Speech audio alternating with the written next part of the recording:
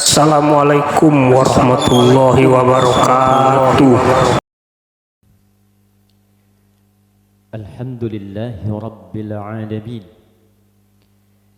Alhamdulillahilladzi faradal jumu'ata lil mu'minin liyakunu minadz dzakirin. Wassalatu wassalamu ala Rasulillah nabiyyina wa sayyidina Muhammadin afdalil anbiya'i wal mursalin imamil muhsinin wal muttaqin alladhi ursila rahmatan lil alamin fa salawatullahi alaihi wa salamuhu tam wa ala alihi wa sahbihi wa dhurriyyatihi wa ummatihi ila yaumiddin. Nashhadu an la ilaha illallah wahdahu la syarika lah wa nashhadu anna Muhammadan abduhu wa rasuluhu alladhi la nabiyya ba'dah. Amma ba'd, faya ibadallah ahbaballahi wa ahbaba rasulih sallallahu alaihi wasallam, usi nafsi wa iyyakum bitaqwallahi faqad fazal muttaqun fala tamutunna illa wa antum muslimun. Faqala ta'ala ya ayyuhalladzina amanu taqullaha haqqa tuqatih wa la tamutunna illa wa antum muslimun. Hadirin jamaah Jumat rahimani wa rahimakumullah. Alhamdulillah, kita mengawali Jumat ini dengan bersyukur pada Allah Subhanahu wa taala.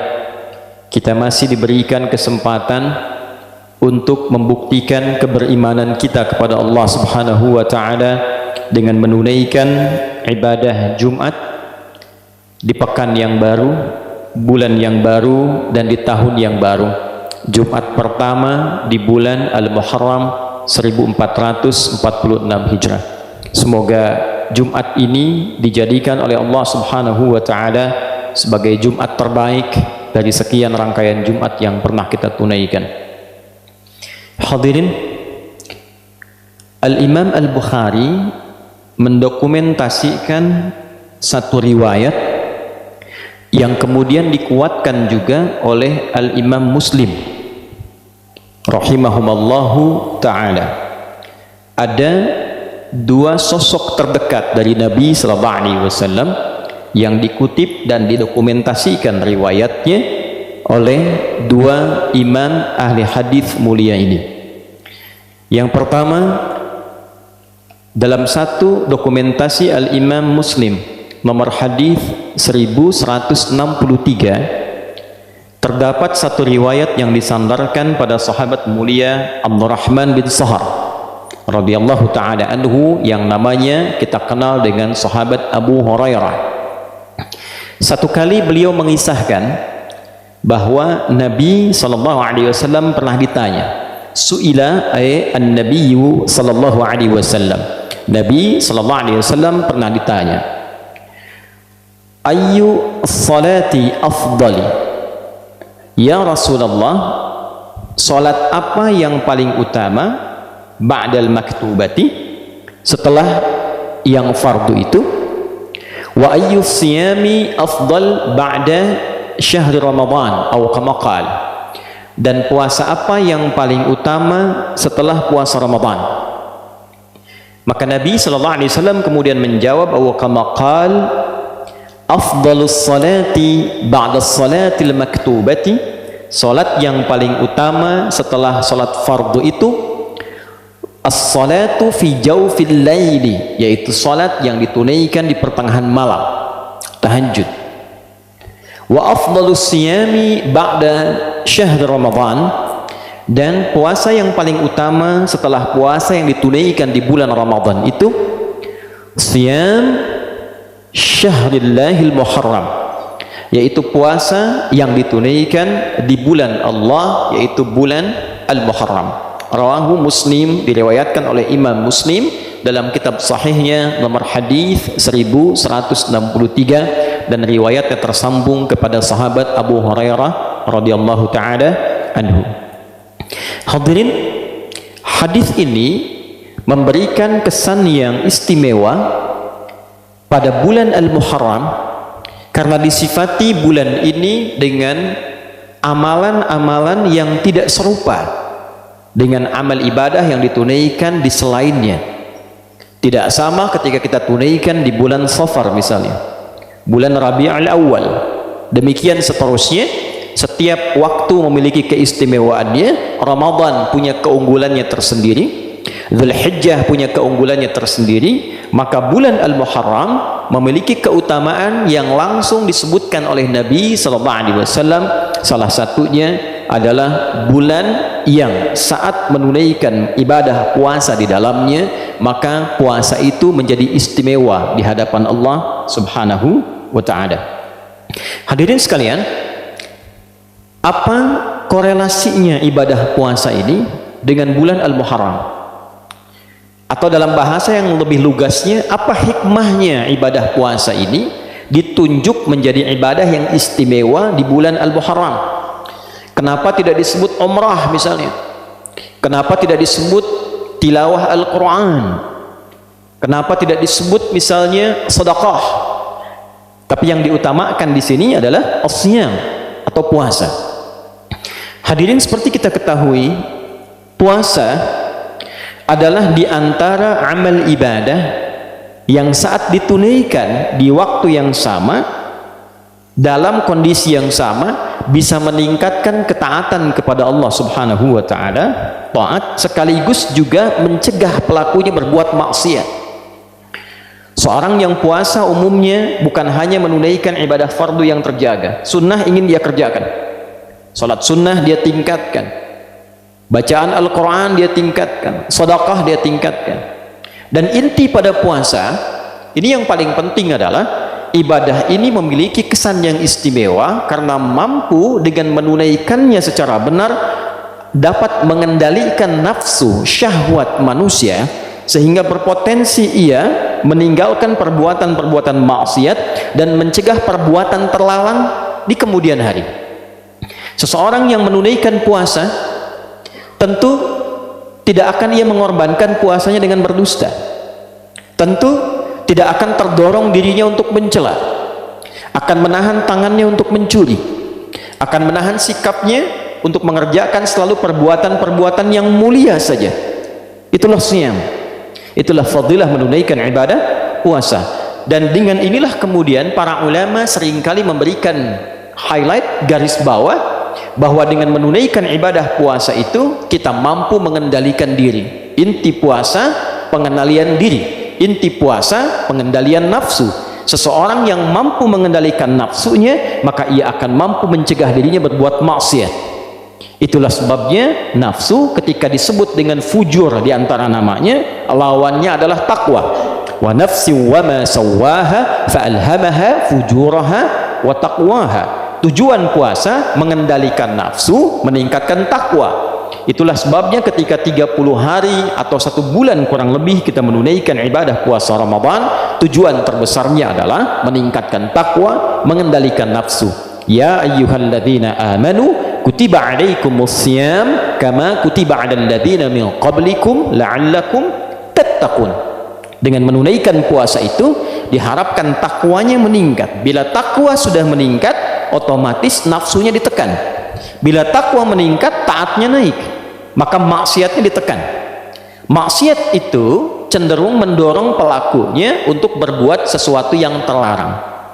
Perbuatan yang terlarang dalam syariat disebut dengan muharram. Mencuri terlarang, maka mencuri itu muharram. Minum khamar, miras santika itu muharram. Korupsi itu muharram. Berdusta itu muharram. Hukum yang melekatkan pada setiap perbuatan yang dilarang, hukumnya disebut dengan haram namanya. Mencuri itu muharram, hukumnya haram. Korupsi itu muharram, hukumnya haram.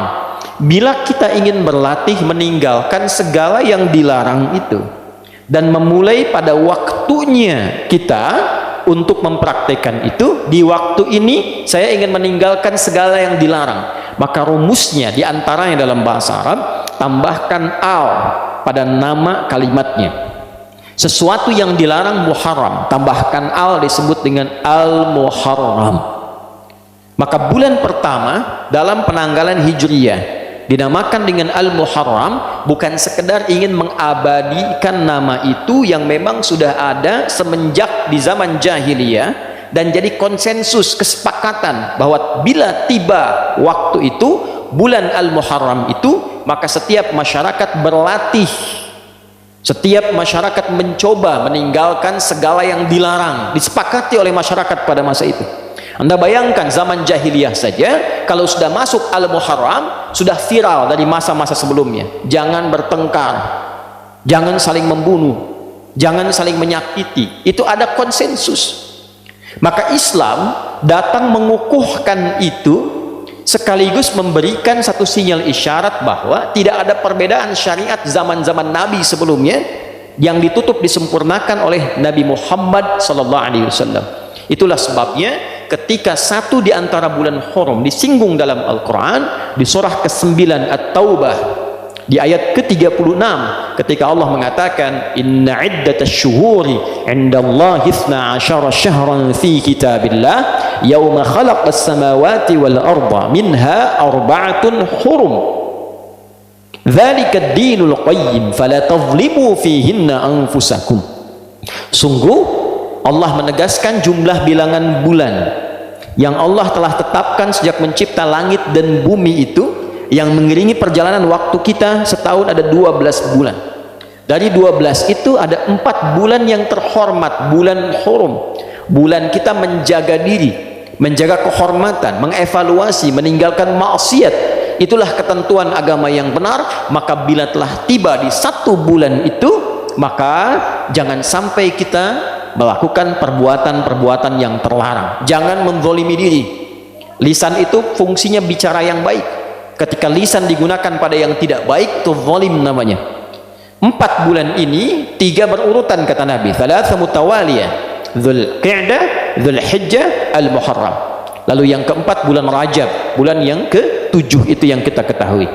Hadirin, bila kita rangkai seluruh uraian ini, ternyata Al-Muharram bukan menjadi penanda awal pergantian satu waktu dalam penanggalan Islam, tapi Al-Muharram juga komitmen kita untuk memulai hari baru, tahun baru, waktu yang baru dengan keadaan yang baru yang lebih baik. Bagaimana cara menjadi baik itu? Berhijrah. Apa esensi hijrah itu? Maka dalam hadis riwayat Al-Bukhari diisyaratkan oleh Nabi SAW, esensi hijrah itu meninggalkan segala yang dilarang oleh Allah dan Rasulnya, yang haram-haram. Maka kalendernya Hijriyah, bulannya Al-Muharram, perbuatannya koreksi diri kita, evaluasi diri kita untuk mencoba meninggalkan segala yang dilarang oleh Allah dan Rasulnya. Tidak ada cara yang terbaik untuk bisa mengoptimalkan itu dan pesan-pesan yang istimewa tadi, kecuali salah satu amalan efektifnya dengan menunaikan ibadah puasa. Karena saat puasalah kita bisa mengoreksi diri dengan baik. Kita bisa mencoba berlatih meninggalkan segala yang dilarang. Kita bisa memaksimalkan ibadah yang menunjukkan ketaatan kita meningkat di hadapan Allah Subhanahu wa taala. Itulah sebabnya Nabi SAW ketika ditanya oleh segelintir sahabat, puasa apa yang istimewa, yang utama setelah Ramadan, maka Nabi tidak ragu mengatakan puasa yang ditunaikan di bulan Allah Al-Muharram, dilekatkan dengan nama Allah untuk menunjukkan keistimewaan bulan Al-Muharram ini. Hadirin rahimani wa rahimakumullah, apakah utuh puasanya di bulan Al-Muharram ini? Apakah sebagian saja? Para ulama ada yang mengatakan karena Nabi menyebutkan bulan Al-Muharram, maka ada yang menghukumi silahkan sebanyak-banyaknya tunaikan di bulan Al-Muharram itu. Ada yang membatasi dengan memberikan keutamaan tanggal 1 sampai 10. Ada yang tidak membatasi, bahkan menambahkan keutamaan. Kalau yang biasa Senin dan Kamis, Ayyamul Bid ditunaikan di bulan ini, maka meningkat keutamaannya. Ada juga di antara penanggalan ini satu tanggal yang istimewa, disepakati oleh ulama tanpa perbedaan, dan riwayatnya tersambung pada sosok mulia, lingkup A1 dari Nabi SAW, satu di antara istri Nabi SAW, Ummul Mukminin, ibunda kita semua, Sayyidah Aisyah radhiyallahu taala anha. Yang hadis ini direkomendasikan oleh para ulama dan terdokumentasikan dalam Sahih Al-Bukhari nomor hadis 4504. Demikian Imam Muslim mengutip pula hadis ini di nomor hadis 1125. Dari Nabi sallallahu alaihi wasallam informasinya dinukilkan oleh Sayyidah Aisyah, beliau mengatakan radhiyallahu taala anha atau kama qalat, tatkala Nabi sallallahu alaihi wasallam berhijrah ke Al-Madinah Al-Munawwarah, maka orang-orang Yahudi pada masa itu sedang menunaikan puasa di hari ke-10 di bulan Al-Muharram, dikenal dengan Ashura. Maka ketika ditanya mengapa mereka puasa, mereka menjawab, inilah hari Musa alaihi salam diselamatkan oleh Allah dari kejaran Fir'aun. Fir'aun binasa, Musanya sentosa. Maka untuk menunjukkan bukti syukurnya, ditunaikanlah puasa sebagai syukur pada Allah subhanahu wa ta'ala. Ini rumus. Boleh diantara nikmat syukur itu kita tingkatkan dan kita syukuri dengan menunaikan ibadah seperti puasa. Nabi muncul hari lahirnya, beliau puasa. Itulah yang menjadi puasa sunnah di hari Senin. Jadi kalau kita merasakan satu nikmat, boleh kita syukuri dengan meningkatkan ibadah, salah satunya puasa. Hadirin sekalian, maka Nabi berkomentar, saya lebih berhak dibandingkan dengan Musa. Maka beliau kemudian menunaikan puasa, meminta umatnya juga menunaikan puasa sebagai penghormatan pada peristiwa itu. Dan ketika tiba Ramadan, Nabi memerintahkan umatnya memilih, mau tunaikan silahkan, mau tidak juga tidak mengapa. Hadirin, ternyata penelusuran terhadap riwayat bukan hanya peristiwa Musa yang terbebas saja. Nabi Adam alaihissalam turun ke bumi dan diterima taubatnya oleh Allah setelah menyampaikan kalimat indah yang diterima dari Allah, Rabbana zalamna anfusana wa illam taghfir lana wa tarhamna lanakunanna minal khasirin, yang diabadikan di Al-A'raf itu ternyata terjadinya 10 Al-Muharram. Nabi Nuh alaihissalam ketika kapalnya itu yang telah dihantam oleh badai, kemudian muncul banjir dan beliau selamat dengan pengikutnya, keselamatannya terjadi di bulan Al-Muharram di tanggal ke-10. Dan peristiwa-peristiwa besar lain banyak mengiringi, menunjukkan perubahan, menunjukkan evaluasi, menunjukkan muhasabah yang inti seluruhnya ini terdapat dalam puasa. Jadi wajar ketika tanggal 10 Al-Muharram ada puasa sunnah dan memberikan manfaat menggugurkan dosa yang pernah dilakukan. Maka bagaimana cara menjalaninya? Bukan sekedar menahan lapar dan haus, tapi kita mengoreksi diri kita seperti Nabi Adam mengoreksi dirinya, kakek moyang kita. Ada istighfar yang kita bisa sampaikan pada Allah subhanahu wa ta'ala. Yang kedua, ada yang dicontohkan memulai jalan baru untuk meninggalkan maksiat. Umat Nabi Nuh banyak maksiat, muncul banyak cobaan, muncul banyak masalah. Maka tolong dicek. Kalau dalam kehidupan banyak masalah yang tidak tuntas, tidak selesai, coba dicek.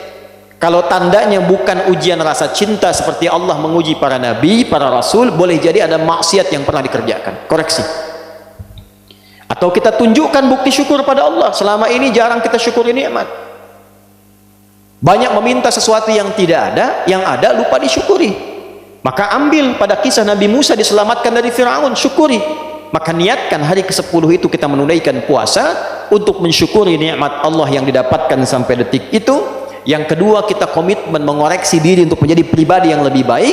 Dan yang selanjutnya, kita menatap masa depan dengan menyiapkan agenda-agenda baru yang diridhai oleh Allah subhanahu wa ta'ala. Itulah Al-Muharram, itulah awal bulan Hijriyah. Bukan sekedar berganti tanggal, berganti tahun, berganti tulisan, tapi menghadirkan komitmen yang berganti dari maksiat kepada taat.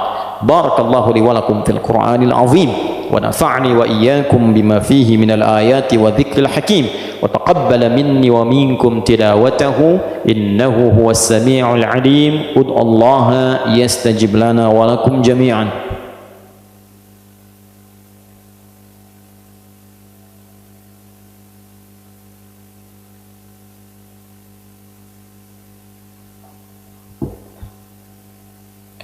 Alhamdulillah wassalatu wassalamu ala rasulillah wa ala alihi wa sahbihi wa man walah. Amma ba'du, fa ya ibadallah, usi nafsi wa iyyakum bitaqwallahi faqad fazal muttaqun fala tamutunna illa wa antum muslimun. Asyhadu an la ilaha illallah wahdahu la syarika lah wa nashhadu anna Muhammadan abduhu wa rasuluhu alladzi la nabiyya ba'dah. فقال تعالى إن الله وملائكته يصلون على النبي يا أيها الذين آمنوا صلوا عليه وسلموا تسليما اللهم صل وسلم وبارك على حبيبك الكريم رسولك المصطفى الأمين نبينا وسيدنا محمد وعلى آله وصحبه أجمعين اللهم نحمدك حمدا كما علمتنا أن نحمدك ونشكرك شكرا كما علمتنا أن نشكرك أنت المقدم وأنت المؤخر بيدك الخير إنك على كل شيء قدير ربنا لا تدع لنا في مقامنا هذا وفي كل مقام ذنبا إلا غفرته ولا هما إلا فرجته ولا دينا إلا قضيته ولا مريضا إلا شفيته ولا حاجة من حوائج الدنيا والآخرة فيها لك رضا وفيها لنا الصلاح إلا قضيتها يا أرحم الراحمين اللهم تبنا إليك توبة نصوحا كفر عنا سيئاتنا واغفر لنا ذنوبنا في هذا الشهر المبارك محرم يا الله شهرك المبارك المعظم يا أرحم الراحمين اللهم اغفر للمسلمين والمسلمات والمؤمنين والمؤمنات الأحياء منا والأموات إنك سميع قريب مجيب الدعوات ويا قاضي الحاجات اللهم سلمنا والمسلمين سلمنا والمؤمنين يا خير الناصرين اللهم انصر إخوتنا في فلسطين واجعل أحياءهم مجاهدين في سبيلك وموتاهم شهداء وألحقنا معهم في رحمتك يا أرحم الراحمين واجعلنا من المصلين في مسجد الأقصى قبل وفاتنا يا أرحم الراحمين اللهم احفظ بلادنا أندونيسيا واجعلها بلدة طيبة وأنت ترضاها واهدي يا الله أمراءها ورؤساءها يا أرحم الراحمين يعدلوا في قرارهم ليخففوا حسابهم يوم القيامة يا أرحم الراحمين اللهم احفظ علماءنا واجعلهم مخلصين لك الدين يا أرحم الراحمين وبارك هذا المبنى مدرسة أخيار ومعهدها يا رب العالمين اللهم ربنا آتنا في الدنيا حسنة وفي الآخرة حسنة وقنا عذاب النار وصلى الله على سيدنا محمد وعلى آله وصحبه وذريته وأمته إلى يوم الدين وآخر دعوانا سبحانك اللهم ربنا وبحمدك نشهد أن لا إله إلا أنت نستغفرك ونتوب إليك والحمد لله رب العالمين عباد الله إن الله يأمر بالعدل والإحسان وإيتاء ذي القربى وينهى عن الفحشاء والمنكر والبغي يعظكم لعلكم تذكرون ولذكر الله أكبر والله يعلم ما تصنعون أقيموا الصلاة يرحمكم الله